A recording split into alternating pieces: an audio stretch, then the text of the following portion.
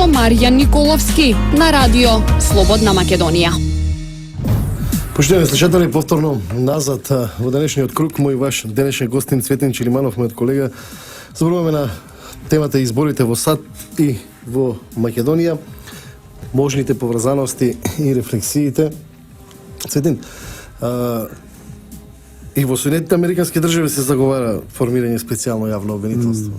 Да, Трамп на една од дебатите отворено кажа дека една од причините поради кои што може да не ги признае изборите на крај е затоа што против него има една кандидатка која што е обвинета за криминал и која што не е истражена, низините обвиненија не се истражени ни пристрасно и коректно, така да буквално побара специјално обвинителство, специјална обвинителка за Хилари Клинтон.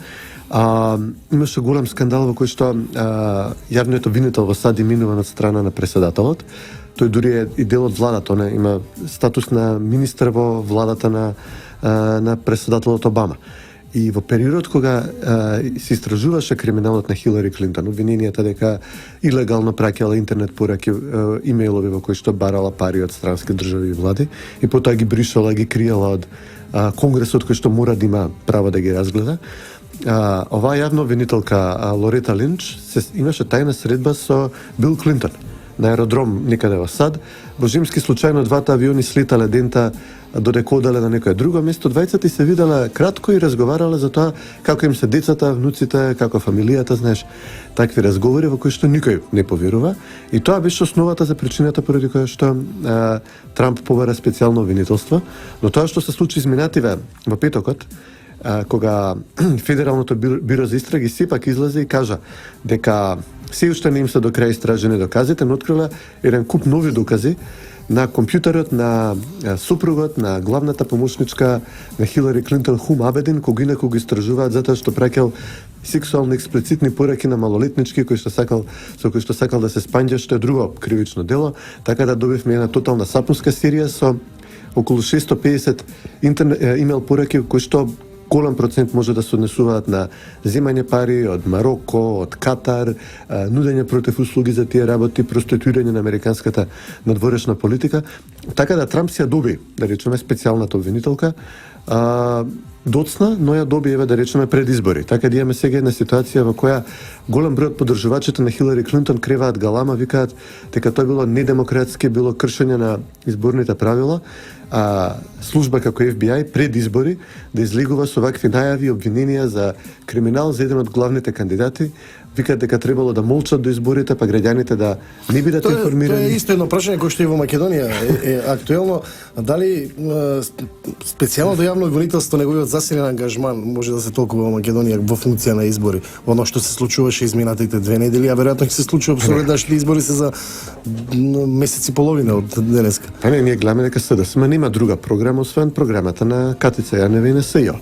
Така да они друга предизборна активност немаат. Ние дори сега во Комисијава за цензурирање на медиуми имавме ситуација дека телевизии ни доаѓаат и викаат нема настани на СДСМ што можеме да ги покриеме. Значи ги нема на терен. Единствено СЈО има тука.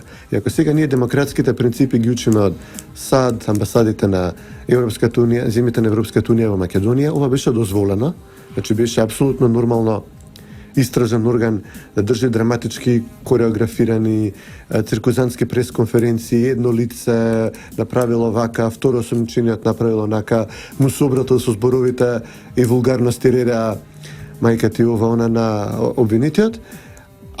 Значи тоа беше дозволено во Македонија, а сега кога Хилари Клинтон се најде во идентична ситуација, ние гледаме дека поддржувачи на Клинтон, вклучително и поранешни јавни обвинители, високи функционери на Министерството за правда во Америка, викаат дека тоа не смее, дека не смеело да се изнесуваат обвиненија против крупен политичар пред избори. И тоа е една од причините поради кои што гледаме дека американската амбасада изминатиот период на вистина не се залага, не влага во оган толку жестоко во одбрана на глупостите што ги прави Катица Јанева како што правеше порано, бидејќи јасно име дека некои работи кои што ни ги продаваат тука како факти. Странците во Македонија секогаш се држеа до концептот дека треба да се овозможи пристап на работата на СЈО.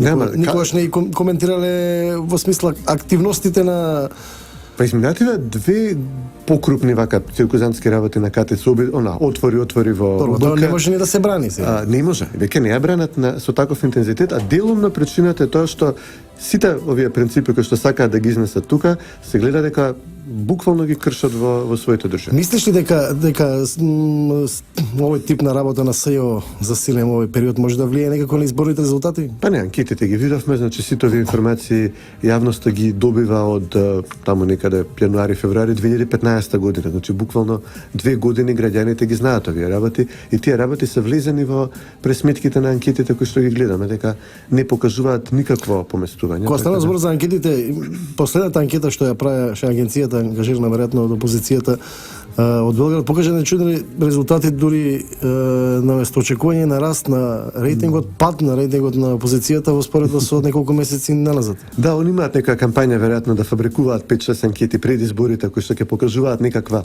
тенденција на подобрување, ама еве гледаме дека дури тоа не знаат да го направат да делува уверливо и да Да не биде дека не знаете, да ги земе како релевантни сега, не можем не можем да влегаме во тоа, меѓутоа како испитување и да е релевантно направено испитување.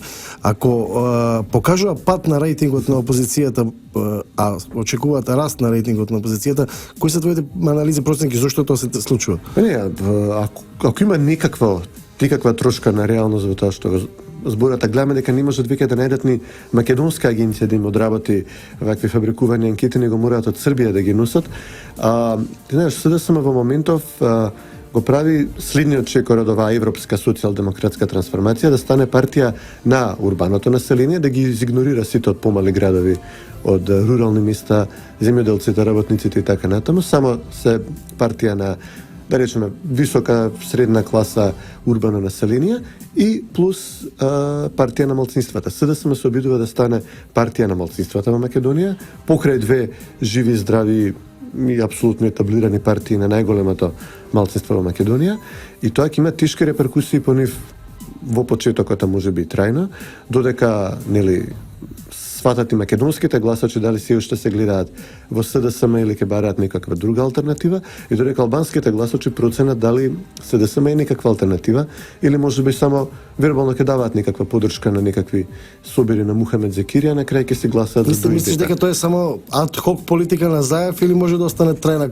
политика на СДСМ? Тоа е принципиелно и конзистентно со работите што ги прават левичарските партии и во САД и во Европа, но ефектот посебно во Европа е дека на тој начин социјалдемократската партија се заринкува во индек, станува втора, па и трета, па и четврта опција, мислам дека веќе во Холандија во државата, дека првата опција станува конзервативното движење, а втората опција веќе станува една националистичко популистичко движење што ја канибализира за кој зборуваме на почетокот на емисијата. Така да и анкетите и однесувањето на СДСМ се конзистентни со ова и ефектот може да се очекува како биде лош за нив. Начално веќе се знаат имињата горе-долу на личностите кои ќе бидат носители на листите, се знаат веројатно и позиционираноста на ДК8 коалицијата на ВМРО на СДСМ, ќе има веројатно и на мала коалиција на некаква трета опција, некоја десен центар, како се нарекува на Павле Трајанов.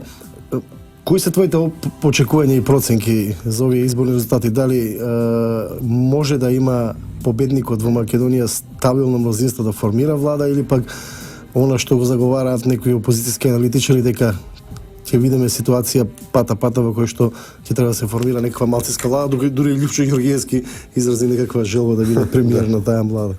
Спомените сами навираат, нели? Не, нема да биде пата сигурно. Веќе дури на шега, нели, коментираме дека СДСМ со својот најнов настап и со неможноста да надомести разликата кај македонските гласачи се бори да биде најголема партија на албанците, па да биде помал коалицијски партнер на ВМРО во некоја една влада. Но мислам дека со овој удар кон партиите ДУИ и ДПА трајно си ги наруши, СДСМ си ги наруши своите односи со овие две партии. Така да идно коалицирање, нели, покрај известниот победник во македонскиот камп и генерално, нели, општ победник ВМРО, Јасно е дека, не знам, СДСМ уш дотолку потешко ќе му биде утре да се обидува да прави некаква коалиција со албанските партии без ВМРО, имајќи предвид дека сега овие денови со објавување снимки, со одење на нивен терен, со барање на нивните гласови, од ден во ден си ги заострува односите со нив, а од друга страна, од гледна точка на ВМРО, значи дали ќе биде победата на ниво на 2011 што е солидна победа, но не апсолутна победа, или 2014 апсолутна победа, не им треба ни еден друг коалицијски партнер за формирање на влада, нема да зависи толку од ВМРО, ВМРО ќе си ги добијат своите гласови, зависи колку СДСМ ќе успее да изгуби. Да. Каков ќе биде конфликтот во СДСМ внатре при распределбата на овие 30 на 35 добитни претенички места што ќе го прават во недела, колку ќе успеат да ги антагонизираат разните фракции, титовисти, ЛДП, сега новите албански партии што сакаат да влезат, шарините, бранковистите и така натаму.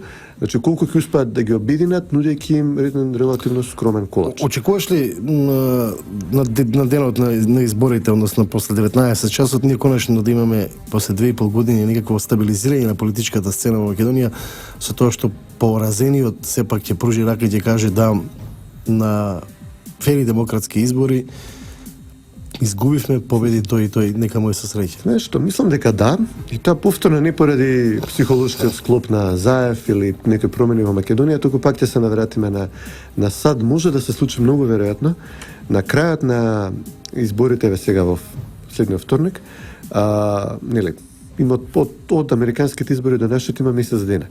Може лесно да се случи тоа да биде месец дена во кој што еден кандидат, пред се Трамп, нема да го признава исходот на изборите во САД. И ситуацијата македонски политичар во таква после месец дена драми, тензии, медиумски препукувања, протести, контрапротести во САД, во лулката на демократијата. Со кое лице Заев ќе излезе пред Били и ќе му каже извини, ја изгубив, ама планирам да јас да правам како овој вашиот Трамп. И јас планирам да правам да не го признавам резултатот.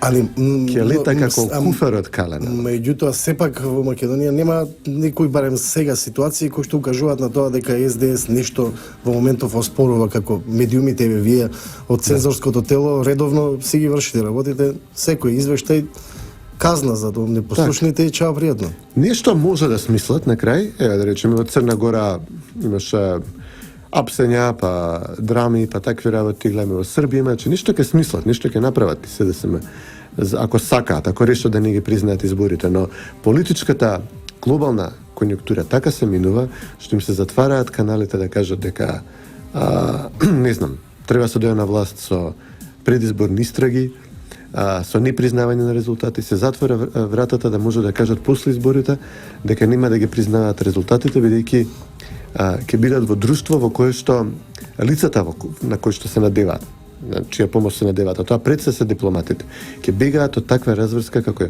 ѓаволот Темјан, бидејќи како ќе можат во Македонија да бранат разврска на непризнавање избори, гледајќи колку блиско има тоа да им се случи во нивните матични држави, во политичка конјунктура која што апсолутно не им е блиска на самите дипломати тука. Значи, апсолутно ќе биде многу тешко за СДСМ да добие истото ниво на дипломатска поддршка во декември, како што можеа да сметаат да речеме да ја добијат во април или во јуни или минатата година. Благодарам Цветин Челиманов, гостин во денешната емисија Круг. Поштени слушатели, Круг е емисија на Трговското радио дифузно друштво Радио Слободна Македонија со Маријан Николовски, уредник и водител. Денеска е среда 2 ноември 2016. Круг е продукција на Радио Слободна Македонија. Имајте пријатен ден. Круг со Маријан Николовски на Радио Слободна Македонија.